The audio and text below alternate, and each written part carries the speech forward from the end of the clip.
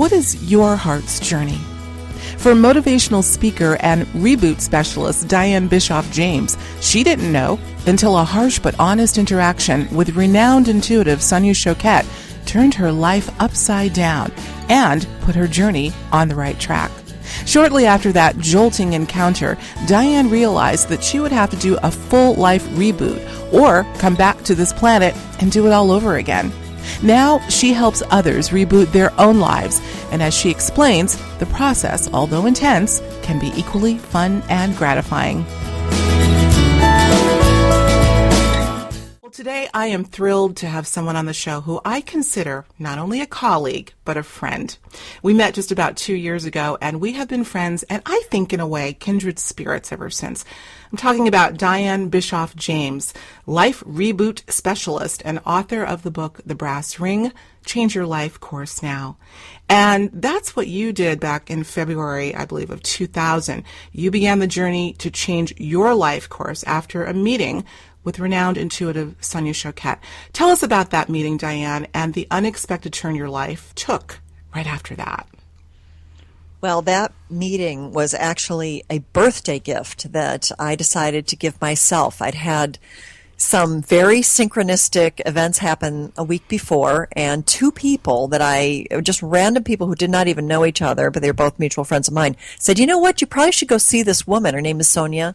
Sonya Choquette, she was in Chicago, actually in Andersonville at the time, and they said, you know, she's a great psychic. Why don't you go see her? Now, I hadn't seen a lot of psychics before, but I thought that was really strange. I had heard this message twice in such close proximity of time. And so I decided to go see her actually as a gift. And it was a birthday present. It was actually on my birthday. I was 38 years old and, went downtown, trudged through the middle of February snow in Chicago.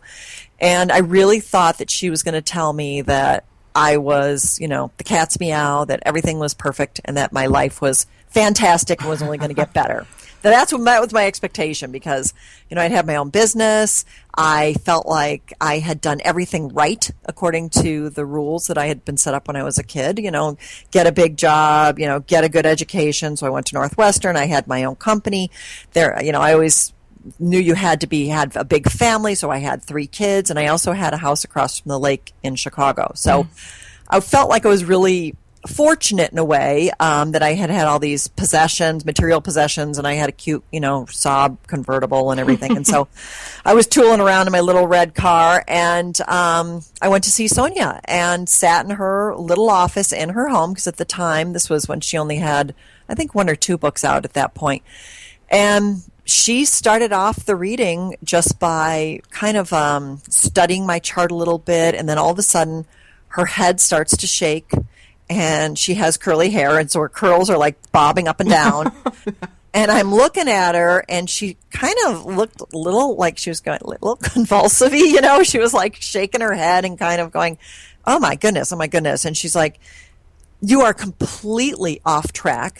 She goes, everything about your life is wrong. Oh my God. And if you don't hurry up and grab at the real brass ring, which became the name of the book, she goes, it's going to be too late for you. And I kind of just sat there, and I looked at her like, what are you talking about? I have what you're supposed to get, right? I have the stuff, I have the car, I have the big house, I have, all these demanding clients. I work 24/7, and I really was in complete and utter shock. So for 1 hour, she completely undressed me. She said, everything about your life is wrong. She's like, wrong guy. She goes, that's a big one. Yeah. She goes, this is like a fraternal relationship. She's like, you're like hanging out with your girlfriend. And I couldn't really disagree, And she said, you have the wrong career. Even though I had my own business, my own successful marketing business, she said, you're supposed to be an actor, an author, a teacher, and a healer. Oh my gosh. And I wasn't doing any of it, none of it at all. Although I'd loved acting since I was a kid, I had loved everything about metaphysics, everything about spirituality, everything about philosophy. That was everything I had studied kind of growing up on my own and partly in school.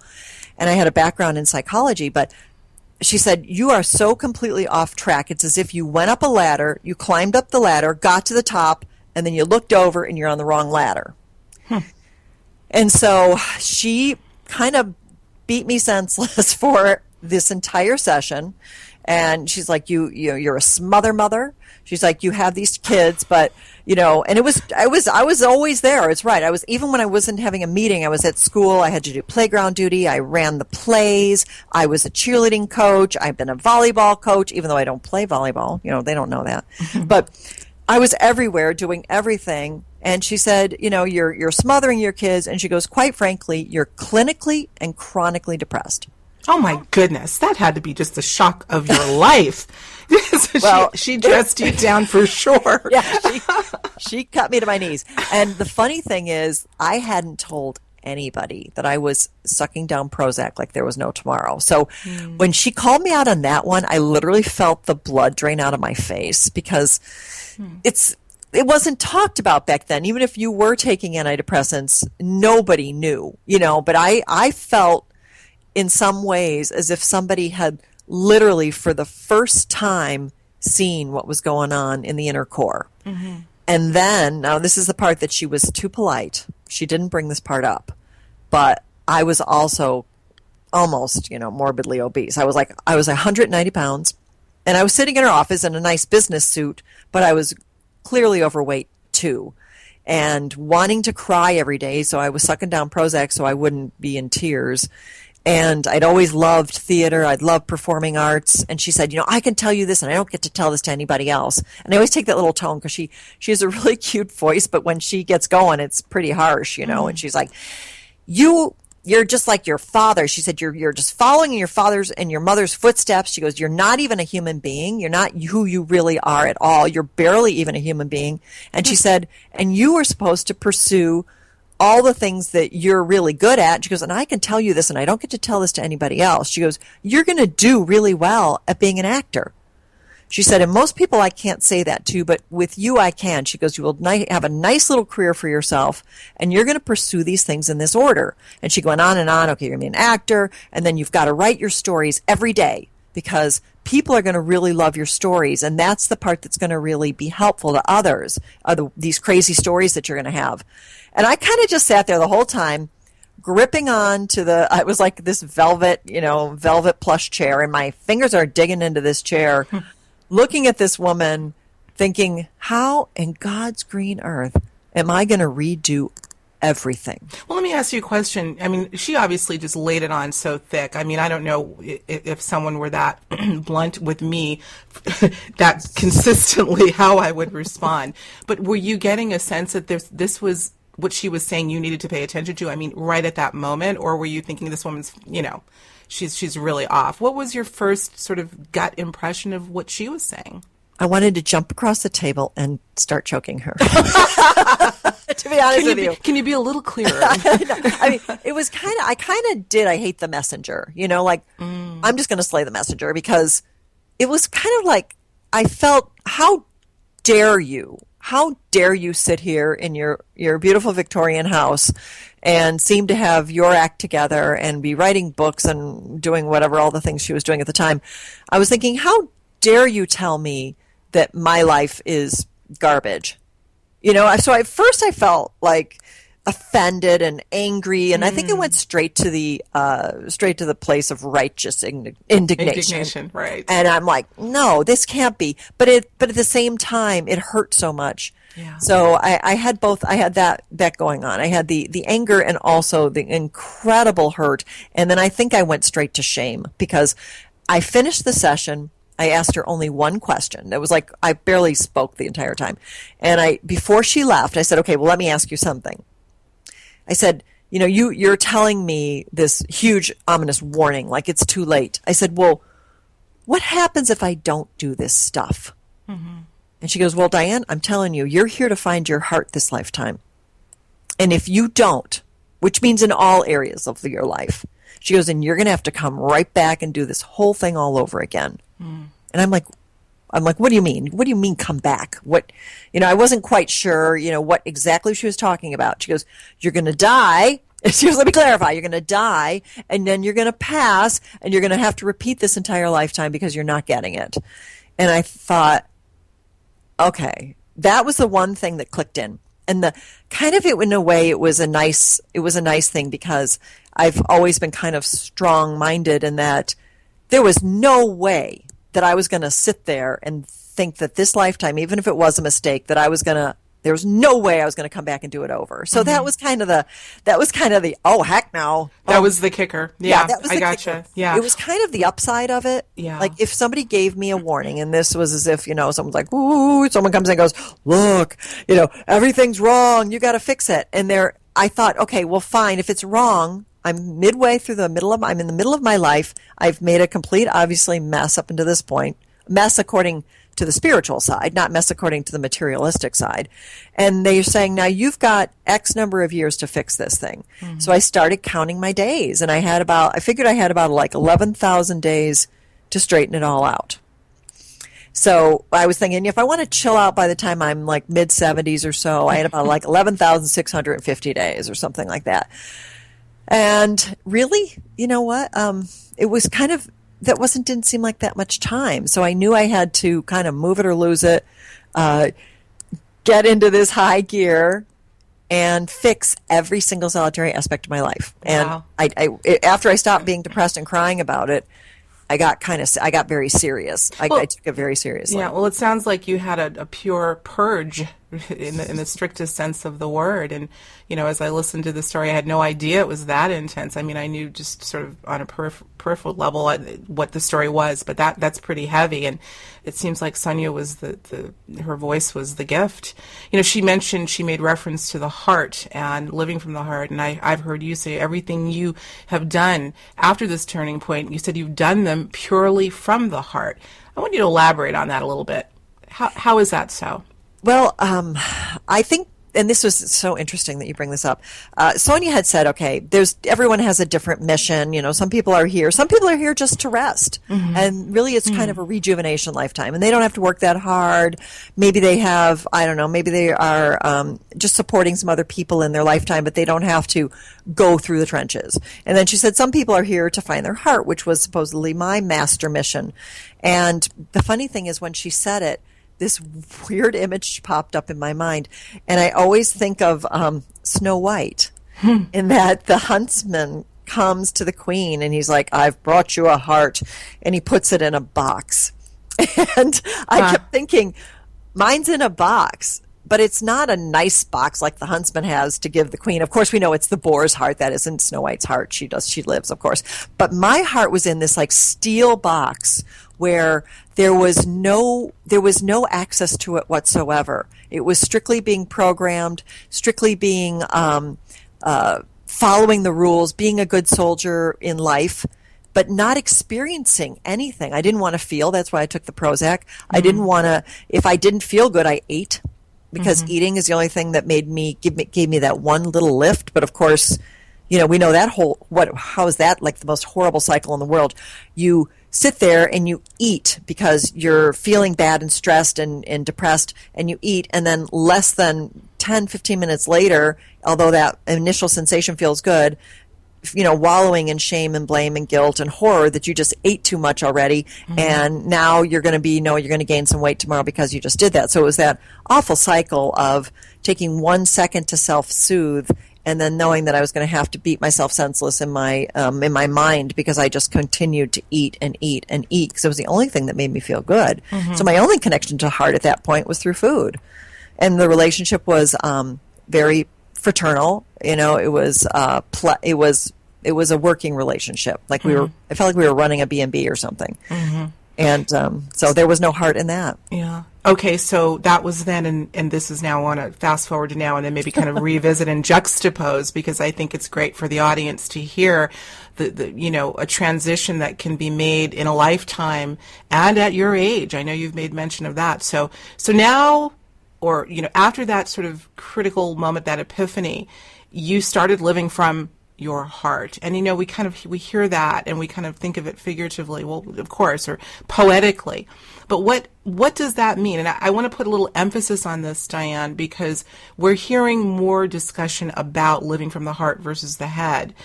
When I think when we were kids, what did our parents say? Think with your head, not with your heart. Very interesting. We're talking now about the heart having its own intelligence. It's even more than an emotional center.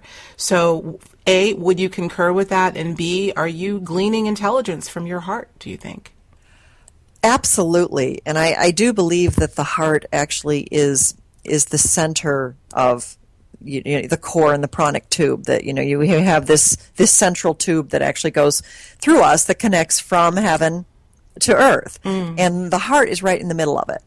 And the heart is, as you mentioned, not only is the heart intelligent, but it's also intuitive. It's also connected. It's also your source of compassion. It's your source of love. It's the source of joy. And so often, as you mentioned, as kids, we were growing up where it was, and I just feel like we were soldiers. Follow the rules, get whatever they told you to get, do whatever they told you to do, be quiet until someone talks to you. And, and this is the generation where we're the 40-somethings, 50-somethings, 60-somethings, and we were good kids, or there was a punishment for that. So we followed those rules. Now, I think there has been a big shift where there's more awareness that this journey is from the heart, which I'd like to expand to say your soul's journey is here, which with these bigger missions to, and part of it, and this is one of the teachings that I've had since I met with Sonya. I've had the chance to tour all over the country, meet with people in probably at least 15 states so far, and to really look at where people are off track. And when I have the opportunity to speak to people and hear so many of these amazing stories of people who know that the heart is off track because they'll say, I feel like I'm not clear about my purpose, or I know what I want to do and I'm not doing it. So they have taken this purpose that their heart is aware of, because the heart, here's the funny thing, Alexis, I like to cut to the chase. Please. The heart will not invest in compromises. I love it. Period, end of story. So when I'm sitting and traveling all over the country, and just you and I were both together at Conscious Life, and people come and talk to me, and they'll say, I want so much to, and someone just talked to me about to have like the best candle company in the world. And this woman was going on and on about how she wanted to expand it beyond scents, but to make it so that it could actually have, this dynamic experience in different colors, and she was smart enough and clever enough and talented enough to come up with the new version of Yankee Candle or whatever it might be for her. And she was stuck. And she's like, no, but I'm sitting doing this horrible, boring job. I'm in accounting and I hate it. And at night I want to get to my candle factory in the basement. But I'm too terrified to try to go forward and to make this into something that would be a living for me. And, I just said to her, your heart's not going to invest in a compromise. Her eyes open up and she looks at me, and I said, so no matter how much time you spend doing this other work, which is great, doesn't mean quit your day job. It just means you really have to go into this experience. You're trying to be a sensory person and contributing to the world with new sensory experiences. That's where your heart wants to be. And she starts to cry. She's like, "Oh my God, you're right. It's all you're talking to me all about multiple sensory experiences, which of course, we know brings us up. That takes our vibration and it raises a vibration up." So there she was saying, okay, that's my heart's journey. And then we talked about her relationship and the different aspects of how that's, whether it's connected on a heart level or not. And so the heart really is the core of all of this. It sure is. Not only for the purpose, but for your relationships, for your contribution. And then I think, of course, for the essence, your essence. Right. I want you to repeat, excuse me, Dianne, for the audience.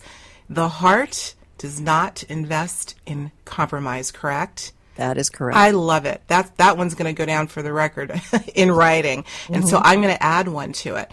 The heart does not invest in compromise, and the subconscious can never take a joke. I want to transition there. I love that. Because I think there's a connection somehow. That's kind of what came to me. You got two things going on here. And so this brings me to the power of self-talk. We know that words spoken audibly are extremely powerful. We know that. But so are the ones we repeat silently in our heads. We all do it. particularly when they're sustained over a period of time. And that can work either, as we know, for positive or negative. Just how powerful would you say these words or concepts are? And I'm bringing this up at this point in the conversation because this woman, Dianne, like so many others, are clearly talking to themselves. There's a mantra that's going on in their head saying, I love my candle making company, but I can't do it because. And all of that self-talk is feeding the subconscious. The subconscious can't take a joke and thus will manifest the reality of where that person is until Dianne comes into their lives and tells them about the heart doesn't invest in compromise. So that was a mouthful. Well, I know, I love it because it really ties right back into, I think, one of the fundamental core principles, which is stinking thinking. And it always makes me laugh because it goes back to Saturday Night Live, and he goes, that's just stinking thinking. Well, my stinking thinking, this is just going back to where going back to sitting in Sonya's office, my stinking thinking was so enormous at the time. It filled my entire life at the time, back then when I was almost 40 years old. Everything was based on fear, or what you said, I can't do this because all these things are going to happen, the horror, the terror, everyone's going to die. And usually the funny thing is the stinking thinking isn't ours. It doesn't really belong to us. Very often it came from the program that we had growing up. Mm-hmm. It could have come from mom, dad. It could have come from an authority figure. It could have come from some traumatic experience that you had. And it's based on this root where you made a conclusion or a decision, usually young, usually in childhood up until about, maybe 13, 14 years old, and you made a decision about something, whether it be about your lack of ability to be loved or lack of ability to be authentic and be really you, because if you're really you, everyone would reject you. And then, and this is the part I love, and I'm only going to say this lovingly because it is kind of funny, but most of us believe kind of at the end of the day, if someone really knew who we really were inside, they would run screaming. You think? Well, I think, yeah, I do, because I talk to people all over the country about this, and they'll say, I have this amazing technique that I've come up with that is a combination of EFT, but it also adds in ancestral clearing, it adds in all this different types of techniques, and usually what happens is there was a decision somebody made about themselves, and I'll say, okay, well, when this event happened and you were put in this traumatic situation, what is it that you told yourself? Mm-hmm. And usually what blurts forward is, I'm stupid, or no one's going to love me for who I am, or some really deep core message that feeds the stinking thinking.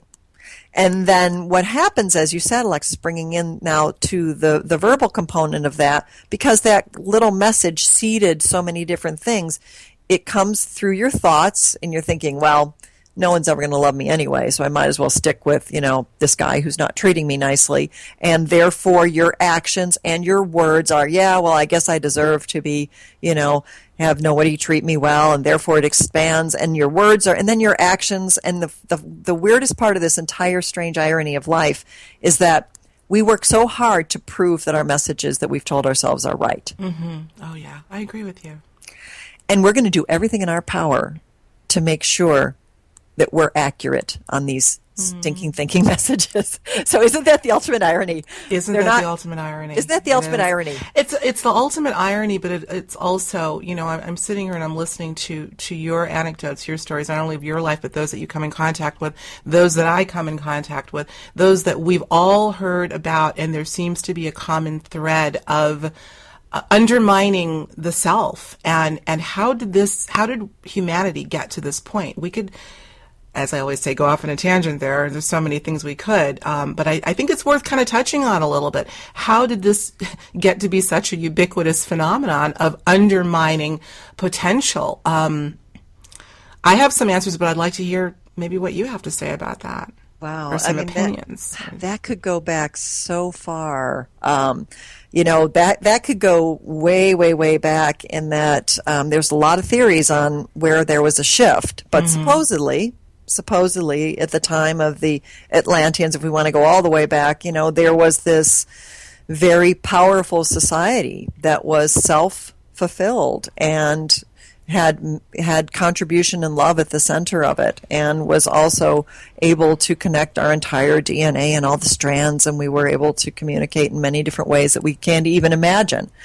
And why exactly that fell, how exactly that fell, and why we came back as limited and self-destructive and destructive of others and destructive of our own society.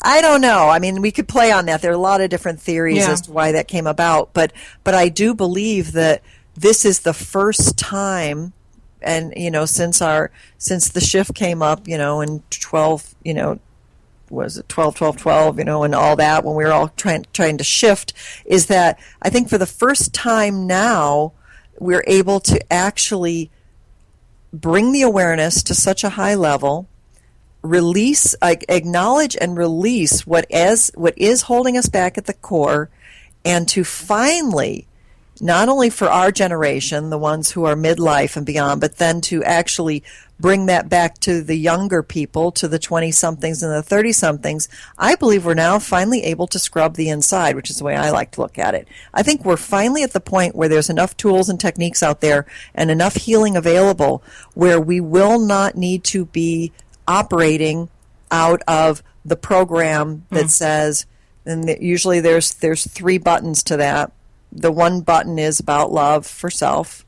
The other button is about love from others in the tribe. And then the third button is about love and support from the universe. And those are the 3 things that I have another book coming up, and I'm going to expound on that at length. But those are the 3 areas in which our operating systems have started from. It's lack, loss, and, lack of fulfillment, basically. And so in any of the people that I'm able to share their journeys and opportunities and talk about their growth, we go right back to those 3 core buttons. Because somewhere in those, and we all have a different combination. Some people have no problem with the scarcity. Some people have not as big an issue with love from tribe and love from family and others. And some people don't have a big issue with love of self, but it's usually kind of a palette. And each of us have come in with certain buttons on this palette that get pushed down. And we then operate, unfortunately, we operate and make sure that we fulfill those, make sure those buttons stay pushed so that you don't get a great relationship, or you really never get fulfilled with feeling like you're safe and secure in this world, and that you're always operating out of scarcity, not only financially, but in many cases it could come materialistic. In some cases it can come in other ways. And then some people have the area of tribe, which is that no one's ever really going to like me. They're going to run away screaming if they know who I am, and that the tribe's going to reject me, and I'm going to end up all alone. So kind of boiling it all down, if we were able to, and I believe that this is our future, this is our utopia in the future, we're able to uncover what got pushed, we're able to heal all those traumas, and wherever we made choices about ourselves that were unhealthy or not supportive or not loving, getting back to the heart, and then we're able to heal it and move forward and manifest in a magnificent way, which is to have these newer, fulfilled human beings walking around that are on purpose, on track with their life. So life is feeling strong and fulfilled. They're on track with their heart, so that their heart is enlivened and loving and supportive and able to not only contribute to self but contribute to others. And then they're also on this massively fun track of playing with the world of manifestation. I want to talk about that because yes, you definitely didn't mean to cut you off, but that's a juicy point that I want you to elaborate on, and that's playing with life. And I've seen this in you, Dianne, and in the conversations that we've had, but I've also heard you talk about this, that you look at life as somewhat of a game in a positive way, of course. And so playing with it, igniting creative imagination to consciously manifest, that's what we're going to call this, conscious manifesting in the law of attraction. Would you say that underneath the core, even before this sort of reboot that you had, that was always sort of your that was sort of there always, but just dormant, that you knew you had the ability to play with life and make things happen? Looking back in retrospect, what do you think?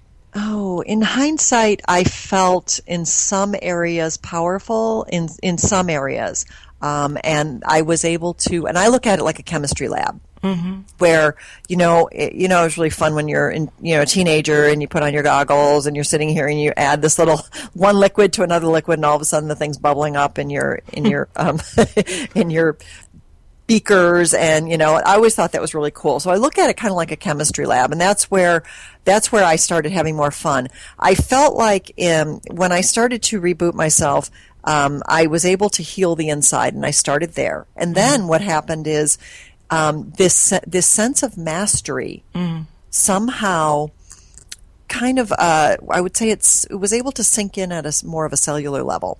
And the funny thing is that I think, okay, well, the core belief is what you think about, you bring about. That's the fundamental belief of law of attraction in the simplest terms. And it's really not only what you think about, but of course it moves up in scale. So not only what you think about, what you talk about, what you pay attention to, and absolutely the highest level, which people don't really understand, is what you write down. Because, and let me tell you why, the physical, our job is to play in this world called the earth, and to manifest what we want. But once it's physically real, which means you can see it on a piece of paper and you took your hand or you typed it or whatever, and you see it down there in front of you, you now have made it real for the first time in this world, in this dynamic. And this is the dynamic in which we're playing. So not only what you talk about, but the one thing that we work on a lot in some of the workshops we do is to get so specific and clear that you write everything down exactly the way you want it in the specific details. Of course, you leave a little room. The universe has to morph and play with it. That's right. But you get to be very clear about the qualities that you would like. And one of my really fun examples, if it's okay if I bring it up at this time. Absolutely. I started playing with all this. Okay, if what I think about and focus on, pay attention to is all coming my way, then I better make it good. And so I started getting really fun with this. Okay, well, I said, you know what I want? I want a box of chocolates. And life is like a box of chocolates. You never know what you're going to get. Sorry, I had to put that. But it's exactly like that. And I said it before the movie. I was playing with this before that movie ever came out. But the fun part is, I said, okay, I'm not going to buy them. I refused to go out in the store and buy them. I wasn't going to go hunting them down. I wanted to see if the universe would deliver them to me, just purely for fun. So I wrote down everything I wanted. They had to be Belgium. They had to be delicious. I really I'm kind of into fancy chocolate, so I wanted them to be, of the Godiva quality or better, and I started writing down what the fillings would be, and then I said, okay, I went outside, because I'm playing now. I'm playing in my little lab. I went outside, put my hands up. No one was watching me, thank God, because of course they'd think I'm crazy. And I'm looking up to the sky on a beautiful sunny day, and I'm like, okay, I want a box of chocolates. Please bring me these box of chocolates. I really don't care when they come. I don't care how they come, but I just want to see if you're listening and if you'll respond. And then I did a little extra step because I know that this manifesting in the physical realm was really important. So I found a picture like in a magazine, and I cut it out, and and this is funny. The day timers. Remember when day timers were? I sure did. We're dating ourselves. back then when we used day timers, I put it in my day timer and I kind of taped it up so I would just see it occasionally. And I swear within 2 weeks, I'm at my home office, I'm working, the doorbell rings, and lo and behold, there's the FedEx guy. And I get this box, and he's like, I have a package for you. I'm like, okay, thanks. Take it. I was not expecting anything. Open this up, and inside it, I swear, was a beautiful white box with the gold medallions of Godiva chocolates. Oh, my goodness. And I opened it up like, are you kidding me? I got a FedEx box of Godiva chocolates. And I'm looking, trying to figure out, okay, where did they come from? Who sent them to me? Was this a joke? Because I didn't tell anybody that this was an experiment I was doing, because I didn't want to feed it or, have my fiance at the time do something like deliver them to me. So I look inside the box, and it was from a bank, from a mortgage company, and it said, "Congratulations on your anniversary, Diana Divine." And I'm thinking, okay, obviously there's a woman named Diana Divine. It's not me, but I got her chocolates. Oh my goodness. Oh, and I was like, darn it, these aren't for me. And so then I was like, okay, do I call the company? Do I just eat them? So my conscience won, and I called the company up and I said, look, I got this box of chocolates for a woman named Diana Divine. Now my name is Diane, but they're not for me. And they told my name, and they said, well, Diane, they said, enjoy your box of chocolates. We will send Miss Divine another one. It was her old address at that house, and we will find her at her new address. So enjoy your Godivas. And I'm like, I felt like, seriously, I was like, did the universe just say enjoy the box of chocolates to me? And so this was so funny because I was crying, laughing, and of course snarfing, just sucking down those chocolates at the time. And let me just say for the record, folks, Diane Divine, and now I know your alter ego, visited my home just a few weeks ago, and to this day, because my husband and I are not big chocolate eaters, do you know what she brought as a little housewarming? The best chocolate ever ice cream. I was just so she's telling the truth. She loves chocolate. How could the universe not miss that message? That is just priceless. Okay, we got to go back a little bit. This is I'm going to go into my chem lab as soon as I get off this call with you. So this is just magnificent. And I truthfully, I have heard these sorts of stories before, but it never ceases ever to amaze me how the universe works. You write this down, right? So you're making it tangible. And I love the way, Diane, you talk about how in order to sort of set the template for something manifesting in the physical world, you've got to do something that sort of mirrors that physicality. And writing down is a tangible process. So you wrote it down, you put it away, right? You walked outside. Tell us again. Give us a little, because I know people are going to want to try this. Here are some of the steps. First of all, it always starts with clarity. You have to be clear and specific. Yes. And here's the funny thing, because people will say to me, and I'll just tell you a little bit about what not to do so that you don't go down this road. But some people say, I just want this person or my wife to be happy. Mm-hmm. And I'll of course always coach and say, look, you can only want and manifest for yourself, because you are the power source for you. You are not in somebody else's circle. They're not in your circle. So I have these 14 shortcuts for happy living. I'm going to just mention them now because they're very helpful also in manifesting. But one of the rules is you've got a circle. It goes around you. If you put your arms out, it's about 5 feet. That's what you have to work with. That is where your power comes from. And I always say it's like a knocker ball. Those big knocker balls they have now, you can like run and knock into people and roll around. That's what you have to work with. So you stay within your circle. You get clear and specific. You can be specific on the details. Now, you don't get to control the how. Mm-hmm, how it shows up is not up to you. But what it is you want, and being very clear and specific, is up to you. So as long as it's like, okay, I want this, and I do this. I did this to manifest my fiance, who Alexis, I know you do know. I know it sounds funny. I wrote a list so clear and specific, and I like to use it as an example because it kind of illustrates the point. I wanted someone who was taller than me. I wanted someone who, I'm okay, blonde or brown hair, I don't care. I wanted a certain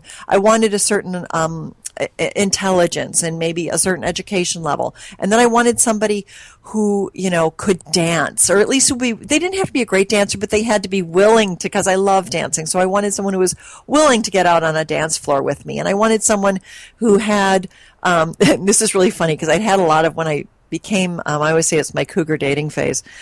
I went through a whole phase where I was like, I separated and we ended the relationship in a very healthy way. I would say it's a healthy divorce. Mm. And then I went into this phase where I was able to date, and I met a lot of wild people on that road, and that's all in the book. But one of the things happened, and in part of my list, and the reason I bring it up is I actually went out with somebody who had a box for a table. And had an air mattress for a bed. So I was like, okay, I don't want that. So I wrote down, has to have at least a couple pieces of furniture, and I really would like him to have a car.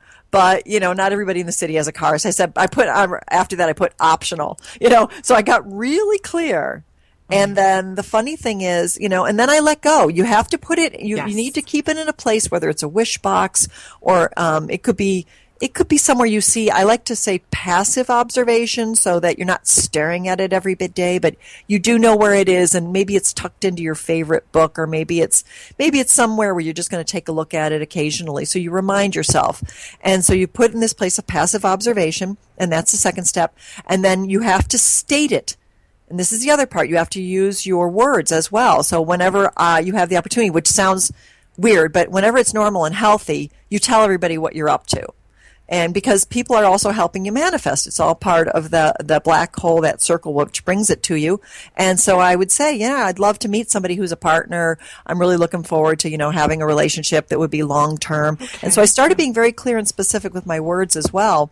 And then lo and behold, again, for me, it's always about 2 weeks. A couple weeks later, I had this guidance. I went by a tent, and it was an alumni thing, and it said Northwestern Alumni Event. And I went, hey, I should go to one of those. It was like it got me. It got my attention. Went to one of those events, and I met somebody who every single solitary item on my list, he checked off. To the point where I was trying to ditch him at one point, and I said, okay, because I wasn't really tied to anybody. And I said, well, if I meet people, that's great. But I was sitting at dinner going like, oh my God, you are checking off every item on my list. And everything he would say, I was like, check, check, check, check, check, check. Weird.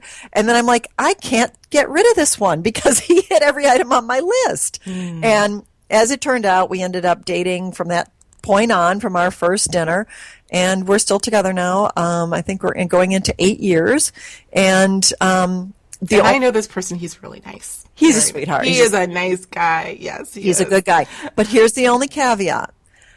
You need to make sure you're clear about what you want, because if you don't put it down, sometimes the universe, I always think they have a sense of humor. They put some stuff in that you didn't put in your list. So he's not from this country, which I didn't put. I wanted someone from the U.S. He's Dutch.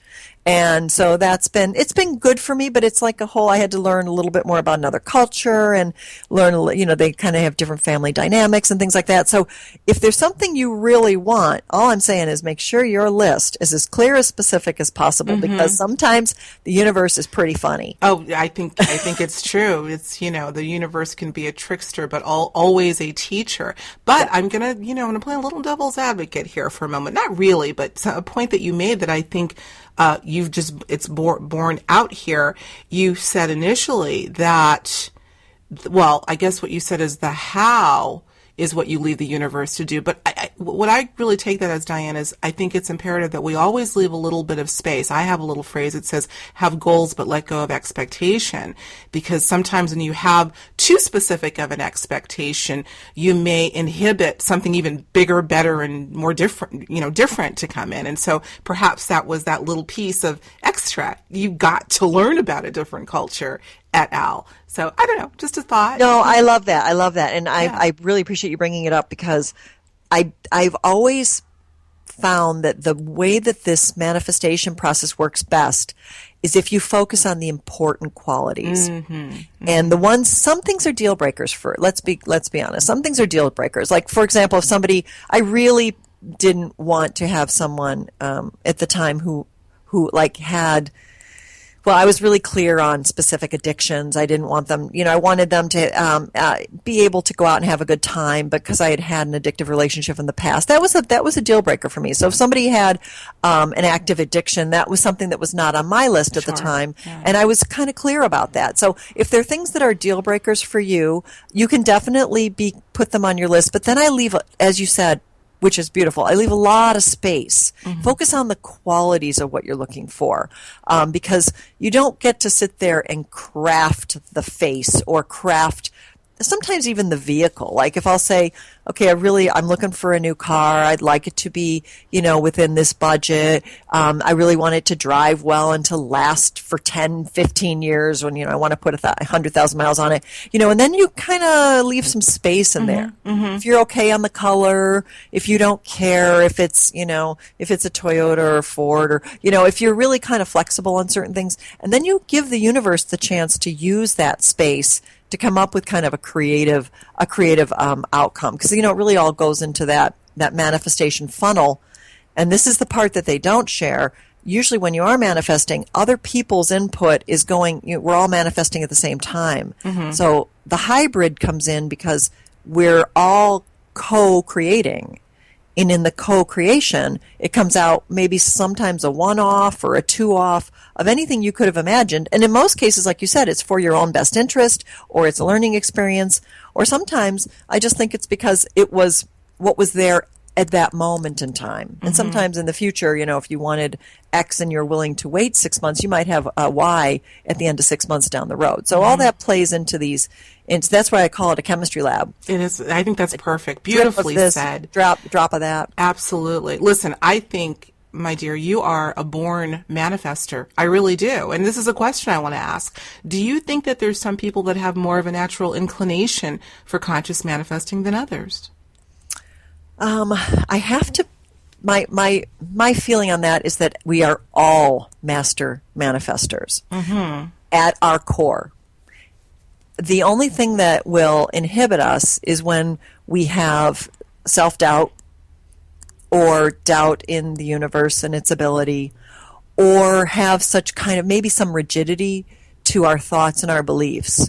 So a lot of it's about just opening up and relaxing in your experiences. And I love to challenge the universe. So that, and part of it's the lightness. If you can put that lightness back into it and say, okay, just another quick example. I was, having my own self-doubt, which I get sometimes. It's been a long road. I've been touring for about a year and a half now. And sometimes I get, what am I doing? I go through is this working? Is this okay? I was going through a little moment of self-doubt. So I said to the universe, show me. I want you to show me once a week that what I'm working on is helpful and that people are getting, it's the right path for me, and that there's a benefit to this for others, because that's really what I want to do. And it was amazing. So I did it at I was having one of those low moment days. I don't know whether it was just funky and off. And again, within 7 days, I have a random email that comes across that said, I met you at a show. I was in Ohio. I just wanted to let you know, when you talked to me, it changed my life. And it went on and on and on. And I thought, I just looked up and I'm like, thank you. I love it. And then, so you can ask your team. I look at it like a matching grant. You ask your team for what you want, and then your team, which is your support from the other side, which we really can't see. A lot of us can't see them, but they're right there. And you just say, can you please, I would like this from you. Can you please show me support for this? Can you please show me the answer to this question I have? Can you please give me some indication on direction, path, experiences? And I believe it's their job to respond. So as long as you have this openness and this flexibility and kind of that space and willing to float through it a little bit, it's a matching grant. So as long as your energy, effort, and all this is going in one direction, it's their job to match you at a equal or higher level. And I like it when it's at the higher level. Right, of course. I love if it's a little higher is always better. You have such a way with words. It's a matching grant. The audience knows we have a sort of companion post that goes on the website, and I put show notes, and sometimes I'll put memorable quotes. This is going to be chock full of them. I love it. Listen, we don't have that much time left. I know. And I knew it would go quickly because Dianne and I gab all the time, and it's just a wonderful thing. But such a rich discussion that I hope people can extract something from. But before we end, now, you and I talked about this. We've talked about this a lot. I want to switch gears a bit. I actually want to take a full 180-degree turn because, Dianne has a lot of stories that she's shared with me that she hasn't shared with others. And Dianne, you know where I'm going with this. This is a story that you told me when we initially met. I can't believe, it seems like it's been longer, but only 2 years ago in San Mateo, California for, I think it was the New Life Expo conference. And you told me this story. I've been bugging you ever since to let me record this for my own work and research of, let's just call it the aspect that I call the field of high strangeness. You know what I'm talking about? So I don't know how or if we can tie this into what we've been talking about today. Maybe we can. Let's see if we can. But first, can you share the story with us? Yeah, I'd be happy to. And this is where it's nice to have you, Alexis. a lot of the stories that don't always make it into print. But I like So I'm to blowing bring up it your spot. No, I like to bring it up because I saw something that I was, it wasn't until I had this experience that I really, I'm open to everything on spirituality. I'm open to everything metaphysical. I'm open to everything in this plane of existence. But it wasn't until I had this experience that it really confirmed that there really is, as much as there's a lightness, there also is a darkness, and that's the part that was interesting to me. I had one of my relationships when I was single was with a person who had a very, very, very strong active addiction, and it's one of the favorite stories in the book. But he took me from this place of lightness and manifestation and positivity and growth to looking at the darkness of life that I've never ever seen before. It involved everything from getting arrested.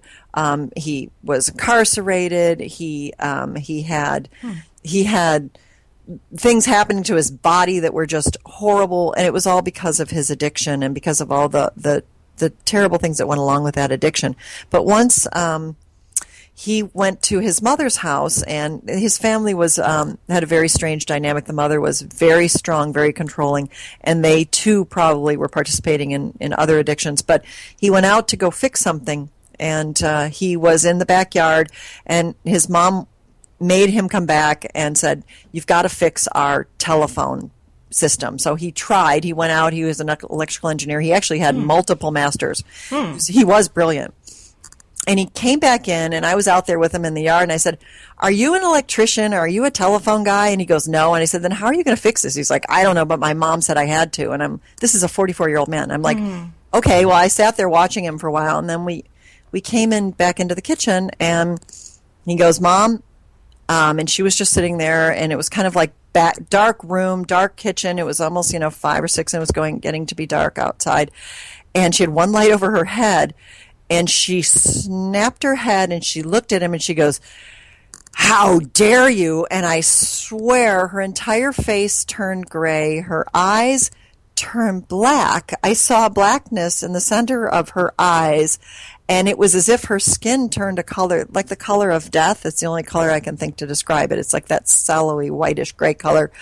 And it was as if, weirdly, like she was possessed almost by an entity, a creature, a serpent, I don't know what it was, and I just stared at her because I'd walked in the door. He looked at her, I looked at her, and then in less than, like another couple seconds, it all went back to looking like this older woman who was very sick and had like a lot of veins on her face, so kind of the blood came back, and I just stood there in the doorway, and I thought, I think I've just seen something that's not of this world.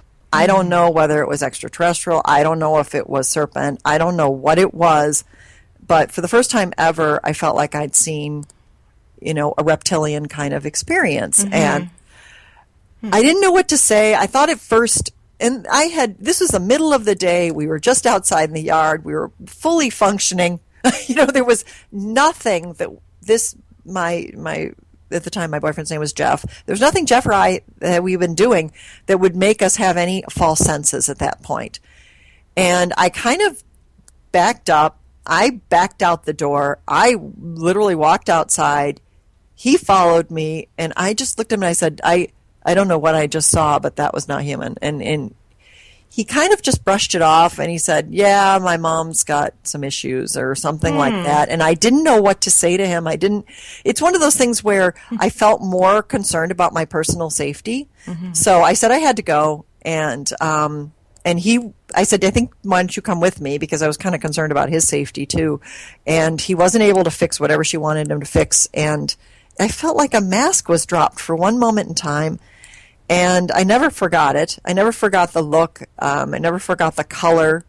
It was as if I saw the lightness of day, and then I saw the darkness, just the absolute darkness of night, or whatever you want to call that. And I've never really shared that with anybody before, but it was something I never forgot. And I kind of call it my serpent moment, where I really felt like I saw a reptilian kind of experience within a human. Yeah. And I have not fortunately seen it since, but I did get the heck out of there, and I drove away, and I really was very reluctant to go back into that house ever since, because And then she did, here's the weird thing, not to do the spoiler alert, but Jeff did not have, his addiction did take his life.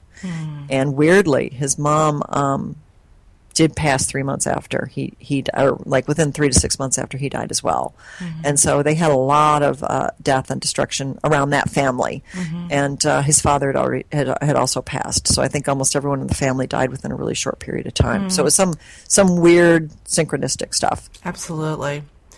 Well, look, I really thought about how I wanted to fold this in, but, you and I talked about this, and again, my audience knows I do cover these sort of very elusive, high strangeness aspects to reality, not, again, because of the, God forbid, thrill factor or just the novelty of it, but Dianne, in the attempt to even just get a glimpse as to the scope of the true nature of reality, including our own potential. I think it's important to look at that spectrum to the best of our ability. And here we have, and by the way, for those of you who haven't seen Dianne, you'll certainly see her picture. She is simply stunning. She's lovely. She's not in this sort of work, what we're talking about here. So you can only imagine when she told me this story, I thought it seemed so not uncharacteristic, but atypical to the type of work you do. But that is why I wanted the audience to hear this story coming from you, because this phenomenon apparently is just as present, coexists with all these other aspects of life, and we need to be aware of them. I wouldn't go necessarily seeking them out, but I have a feeling that, all of these are little pieces to a puzzle. I see it, of what we call life. And so sometimes you have to look at the dark in order to understand how bright and brilliant the light is.